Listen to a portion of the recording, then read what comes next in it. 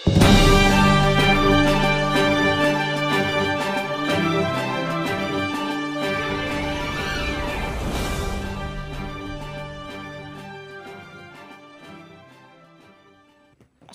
warahmatullahi wabarakatuh.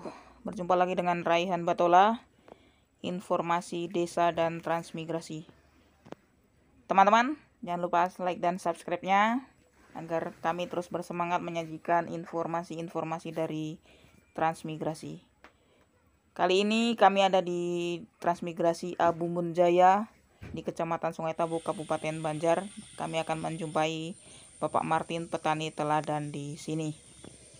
Bagaimana kisah beliau? Mari ikuti perbincangan kami dengan beliau secara langsung. Assalamualaikum. Waalaikumsalam. Ngapunten namine sinten Pak namanya? Pak Martin. Pak Martin nggih. Dulu Bapak asalnya transmigrasi juga? Transmigrasi di Kabupaten Kapuas, di Terusan. Oh, dulu dari Terusan, Kalimantan Tengah nih. Kalau asal daerahnya asalnya dulu sebelum Dari transmigrasi? Tuban, Jawa Timur Jawa nih. Timur. Desanya apa Pak? Desa Boto, Desa Boto, Kecamatan? Kecamatan Semanding. Desa Boto, Kecamatan Semanding, Tuban. Ada teman-teman yang dari Tuban, ya, ada transmigrasi teladan di sini di transmigrasi Abumbun Jaya Sungai Tabu Kabupaten Banjar. Berarti tahun berapa dulu Pak trans ke sini jenengan? Kalau ke sini nggak ikut pendatang tahun Desember tahun 2000 datang ke Sungai Tabu. Oh, jadi dulu transmigrasi di Kalimantan Tengah, kemudian pindah ke sini, pindah Iya. sendiri secara mandiri Pak nggih? Iya, hijrah. Oh. Alasannya dulu apa Pak pindah dari transmigrasi? Kan sama-sama ini, sana daerah transmigrasi, di sini transmigrasi. Untuk daerah Terusan termasuk terisolir, mau keluar mau ke kota susah, jadi jalan-jalan ke Sungai Tabu ini kok kelihatan pasar Dekat. dekat, mau kemana-mana mudah. Oh, jadi memilih hijrah di sini, kemudian bertani di sini Pak nggih? Iya. Jadi awal mula di sini tuh dapat lahannya bagaimana Pak? Pinjam pakai atau beli atau bagaimana Pak? Cuma sekedar garap-garap saja dulu. Dulu garap-garap. Iya, Oh, punya orang yang ditinggal Pak ya?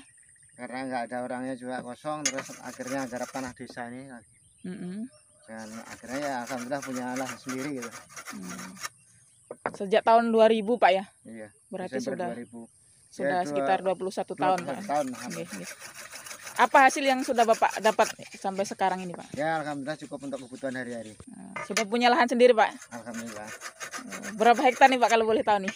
Enggak banyak, cuma 2 kapling aja. 2 kapling berarti 4 hektar Pak nggih? Ya enggak, satu kapling kan cuma 3/4 hektar. Oh, berarti 1,5 hektar. Tapi teman-teman di sini kan sudah lumayan nih harganya, udah ratusan juta lah satu Ya, kapling itu. alhamdulillah. Dari sini adakah kendala yang Bapak hadapi selama ini atau yang paling sulit lah istilahnya dilakukan di sini itu apa Pak? Sebenarnya kalau kita di sini nggak ada kendala apa-apa soal pertanian, semua bisa dijalani. Soal kondisi tanah ya memang asam, tapi kan mudah diatasi dengan kapur sama pupuk kandang kan sudah baiknya saja. Walaupun pH untuk dinaikkan ke pH 6 masih susah karena digarap selama 20 tahun pakai pH meter baru mencapai 5,5 aja, syukur belum bisa mencapai 6. Padahal kalau yang bagus Padahal kan, di rutin di kapur Pak ya? ya setiap saat hitungannya setahun paling 2 kali paling tidak. Di kapur Pak ya?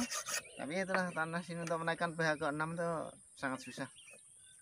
Padahal sebenarnya kalau pH 6 kan lebih bagus tanaman, tapi alhamdulillah dengan pH 5,5 pun tanaman sudah normal. Sudah berkembang cukup bagus ya Pak ya? Ya cukup normal pertumbuhan.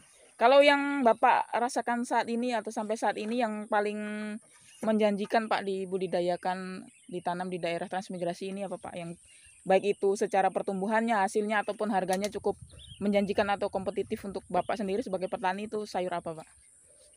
Sebenarnya untuk daerah kita Sungai Tabu ini untuk semua jenis sayuran semua menjanjikan.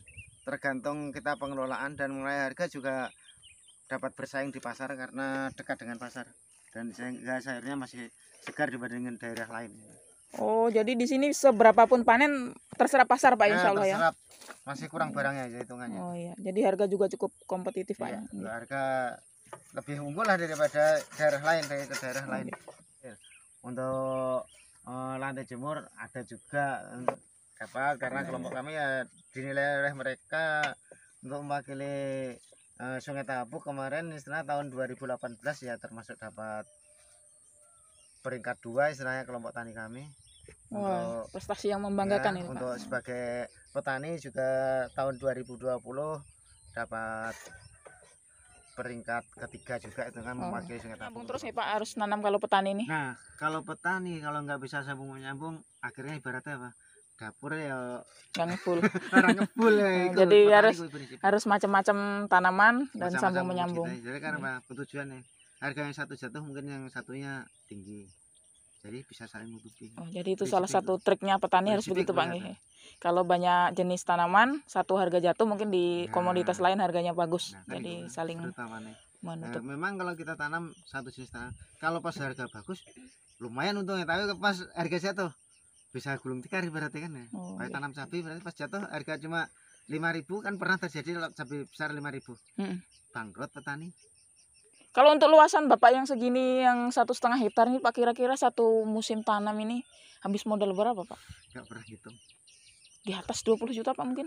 Pokoknya nggak pernah hitung.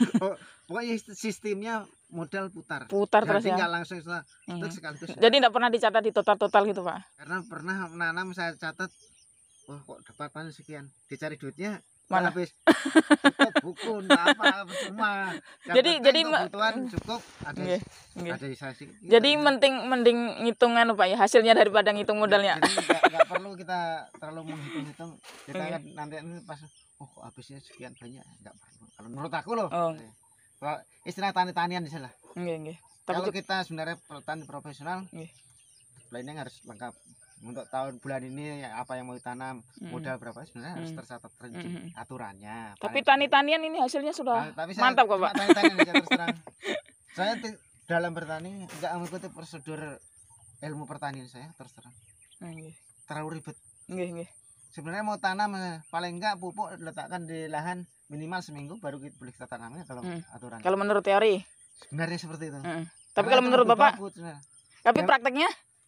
Kadang-kadang pupuk kadang aja nyusul, kadang-kadang justru belakangan. Kadang-kadang nggak nyampe ngasih pupuk kadang-kadang ya ada dikasih awal tergantung tenaga mampu enggaknya. Jadi kita kalau berfokus harus seperti di rata-rata nggak bisa. Untuk luasan lahan segini nih Pak, maaf saya potong nih, 1,5 hektar yang kebun ini Bapak kerjakan sendiri apa ada karyawannya nih Pak? Ya ada yang bantu, kalau sendirian nggak sanggup. Jadi ada. Kebetulan hari ini pada bayi. Biasa Pak di sini kalau gaji karyawan itu harian kah, upah borongan atau gimana Pak? Harian ya. Biasa berapa di sini Pak? Maaf. Kalau harian tuh Bapak 100 hari. 100.000 ya. Lumayan juga itu. Dari jam berapa sampai jam berapa itu Pak? Kalau hitungan dari jam 8 sampai jam 12. 8 pagi sampai sore jam 12 terus istirahat. Dari jam 2 sampai jam 5 hitungannya satu hari 7 jam. 7 jam kerja 100.000. Kalau ibu-ibu saya masih murah aja, bayarnya baru 45.000 aja setengah hari. Kalau ibu-ibu. Ya, setengah hari, tapi kenapa kok cuma saya ambil tenaga setengah hari?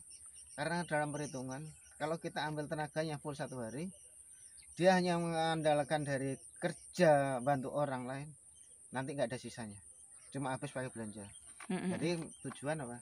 Yang setengah hari untuk kerja tempat sendiri, bisa untuk istilah tabungan, berarti yang dari saya bisa untuk belanja hari itu. Itu kan mulai buah ini pupuk kimia baru sekali aja. Ini usia tanam berapa hari Pak?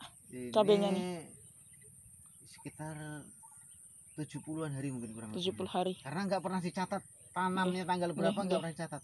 Tapi perkiraan kurang lebih 70 hari. Perkiraan berapa hari lagi nih Pak bisa mulai petik perdana ini? Kalau ini kan umur 4 bulan baru panen. Kalau 70 berarti baru masih 2 bulan lagi ya? Ya 50 hari lagi kan hitungannya. Baru.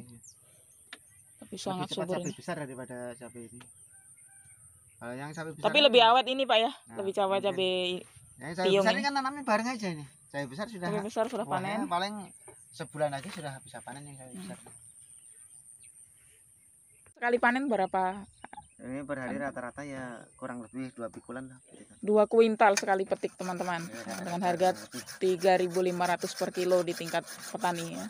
Kalau tomat Pak saat ini Pak? Kalau tomat saat ini berapa? Kalau tomat ini harga sudah turun sekarang, untuk di tingkat petani harga sekitar 7.000-an. Adakah saran dari Bapak ini petani teladan yang cukup berhasil di transmigrasi ini untuk petani-petani muda, petani pemula atau teman-teman yang di daerah lain sedang merintis usaha pertanian juga di lahan rawa pasang surut, di lahan gambut seperti ini? Adakah Bapak punya saran atau masukan tentang trik-trik agar bisa berhasil, Pak. Silakan, Pak. Ya, untuk keberhasilan terutama penting keuletan kita dan keinginan. Karena kalau soal modal kita memang perlu modal, tapi modal kan letaknya di nomor 2. Karena modal seberapa pun kalau kita nggak ada niatan nggak bakal bisa jadi. Jadi utama niatan dulu dan modal bisa kita cari apa. Jadi yang paling utama untuk petani ini memang keuletan, Pak, ya, Keuletan yang kesungguhan. paling utama. Ya. Kalau yang Ada perlu yang ada. disiapkan, Pak, memang untuk yang tahap awal petani yang baru mau terjun ini, hal yang paling mendasar yang memang perlu harus disiapkan untuk petani itu apa, Pak? Ya mental. Mental ya, Pak, ya? Iya, kalau nggak ada mental pas tanam baru kita pas harga pas jatuh-jatuhnya harga mungkin mundur nggak jadi bertani. Karena harga untuk sayur kan fluktuasi naik turun nggak bisa selalu stabil tergantung jumlah barang. Karena permintaan pasar kan, nah kalau permintaan sedikit barang banyak harga pasti jatuh. Jadi ya Jadi mental yang keuletan paling mental tuh Bang, yang harus ulet dan disiapkan. mental harus Iya. disiapkan Mental sungguh-sungguh. kalau nggak disiapkan ya paling terjun sekali panen pas murah jatuh ya udah try. Oh, iya. Terima kasih Pak Martin atas waktunya dan berbagi kepada teman-teman semua. Beliau sudah cukup berhasil, teman-teman, bisa ambil pelajaran, bisa ambil inspirasi dari sini. Mudah-mudahan bermanfaat. Raihan Batola.